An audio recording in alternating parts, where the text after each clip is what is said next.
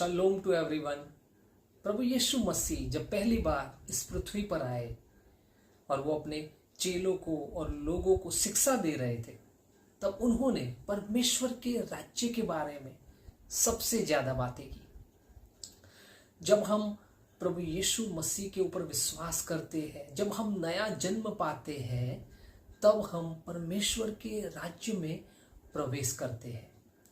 और इसलिए इस दुनिया में दो राज्य एक साथ चल रहे हैं, एक परमेश्वर का राज्य और दूसरा इस जगत का राज्य यानी शैतान का राज्य। परमेश्वर के राज्य को समझाने के लिए प्रभु यीशु मसीह ने बहुत सारे अलग अलग दृष्टांत कहे, और उन सब दृष्टांतों में से मेरा सबसे फेवरेट दृष्टांत है अंगूर के बागीचे में काम करने वाले मजदूरों का दृष्टांत। अब सब लोग इस दृष्टांत के बारे में जानते हैं। अंगूर के बागीचे के मालिक सुबह में 6 बजे मजदूर ढूंढने के लिए निकलता है। जब कुछ मजदूर उसे मिलते हैं तो वो उनसे तय करता है कि पूरा एक दिन बागीचे में काम करने के लिए वो उन्हें एक एक दिनार देगा। वो फिर से 9 बजे निकलता है, 12 बजे निकलता है, 3 बजे निकलता है और फिर शाम को 5 बजे भी निकलता है।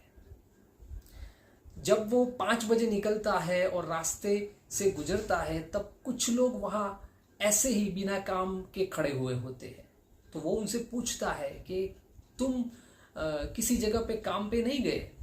वो लोग उनसे ये कहते हैं कि हमें काम पे रखने के लिए कोई नहीं आया। तो वो मालिक उनसे ये कहता है कि मेरे बागीचे में चले जाओ और काम करो, और जो भी मुझे अच्छा लगेगा वो मैं तुम्हें दूंगा। जब शाम का वक्त होता है तो ये जो मालिक है वो अपने एक मुख्य कर्मचारी को बुलाता है और उससे कहता है जो सबसे लास्ट में आए उनसे शुरुआत करके जो सबसे पहले आए उन सबको मजदूरी चुका दो। तो जो लोग 5 बजे आए थे, जिन्होंने एक ही घंटा काम किया था, उन लोगों को मजदूरी जो दी गई वो एक एक दिनार दी गई। उन सब लोगों को एक एक दिनार मिला। अब जब जो लोग सुबह में 6 बजे आए थे, वो जब मजदूरी लेने के लिए आए, जब उनका नंबर आया तो उनको ऐसा लगा कि 1 घंटा काम करने वाले को 1 दिनार मिला है, तो हमने तो पूरा दिन काम किया है, तो हमें ज्यादा पैसा मिलेगा। लेकिन उनको भी एक एक दिनार ही दिया जाता है।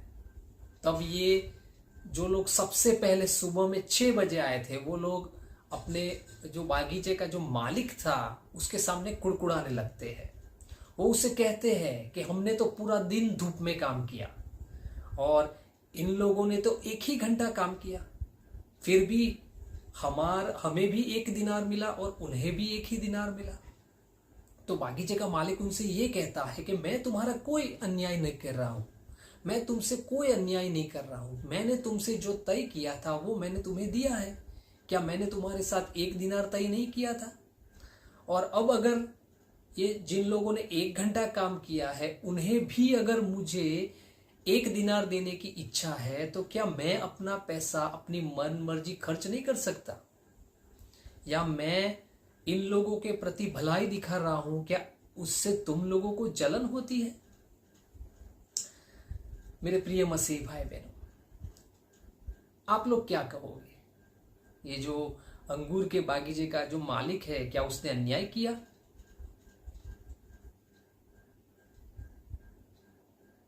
क्या वो सही था? Was he less than fair और was he more than fair? आज के जमाने में अगर ऐसी घटना हो जाए तो क्या होगा?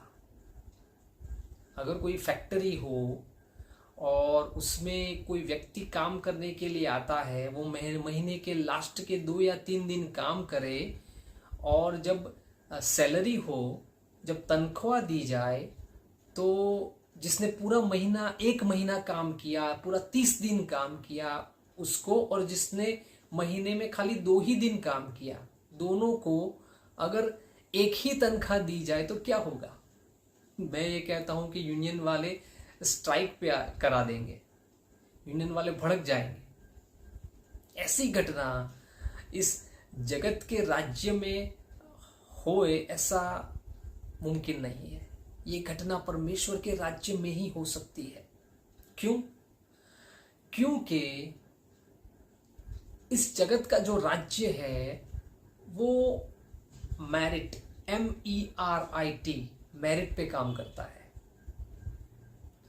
आप जो डिजर्व करते हैं, आप जिसके योग्य है, वही आपको मिलेगा। अगर आपके पास अच्छी डिग्री है, अगर आपके पास अच्छी क्वालिफिकेशन है, अगर आपके पास स्किल है, तो आपको अच्छी जॉब मिलेगी। अगर नहीं है तो नहीं मिलेगी। अगर आपके पास अच्छे मार्क्स है, अच्छे परसेंटेज है, तो ही आपको अच्छी यूनिवर्सिटी में एडमिशन मिलेगा, नहीं तो नहीं मिलेगा।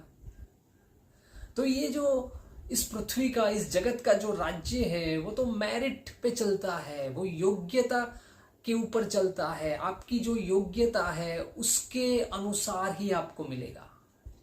लेकिन प्रेज द लॉर्ड, परमेश्वर का जो राज्य है वो मेरिट पे नहीं चलता है।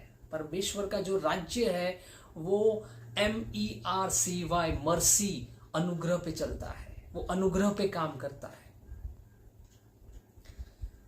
परमेश्वर के राज्य में हमें जो भी मिला है वो उसके अनुग्रह के कारण मिला है, परमेश्वर के अनुग्रह के कारण मिला है। परमेश्वर ने प्रभु यीशु मसीह में हम सब के ऊपर अनुग्रह किया और हमें उद्धार मिला। और हमें जो जो आशीषें मिली है वो सब हमें उसके अनुग्रह के कारण मिली है, उसके अनुग्रह के द्वारा मिली है। और इसलिए जो सच्चा बिलीवर है, जो रियल क्रिश्चियंस है, वो कभी कंप्लेन नहीं करते हैं। आपने कभी भी, जो एक सच्चा मसीह है, उसको कभी भी परमेश्वर के सामने कंप्लेन करते हुए नहीं देखा होगा, क्योंकि वो जानता है कि उसे जो भी मिला है वो उसके अनुग्रह के कारण मिला है। वो कुछ भी डिजर्व नहीं करता। आज मेरे पास रहने के लिए घर है, वो परमेश्वर के अनुग्रह के कारण। आज मेरे पास एक अच्छी जॉब है, वो परमेश्वर के अनुग्रह के कारण। आज मैं स्वस्थ हूं, तंदुरुस्त हूं, परमेश्वर के अनुग्रह के कारण। और इसलिए जो एक सच्चा मसीह है, मसीही है, जो उसके जीवन में अगर तकलीफें आती है, दुर्घटना होती है, तो वो ये कहता है कि परमेश्वर तेरा धन्यवाद कि इतने सालों तक मेरे जीवन में ये दुर्घटना नहीं आई। अगर कोई मसीही के जीवन में डिसीज आ जाता है, बीमारी आ जाती है, तो वो ये कहता है परमेश्वर तेरा धन्यवाद, इतने सालों तक मैं स्वस्थ रहा, इतने सालों तक मैं तंदुरुस्त रहा, इतने सालों तक ये बीमारी मुझे नहीं लगी, उसके लिए तेरा धन्यवाद। तो परमेश्वर का जो राज्य है वो मेरिट पे नहीं, मर्सी पे काम करता है।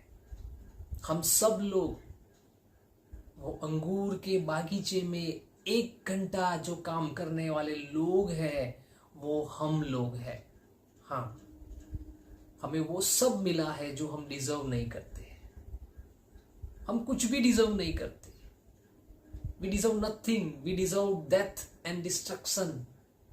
पर प्रभु यीशु मसीह में परमेश्वर ने हमें अनुग्रह दिया है। और इसलिए हम जो परमेश्वर के राज्य के लोग हैं, ये बातें समझ लेना हमारे लिए बहुत जरूरी है। और अगर इन बातों को हम समझ लेंगे तो हम जीवन में कभी भी परमेश्वर को कंप्लेन नहीं करेंगे। आमीन।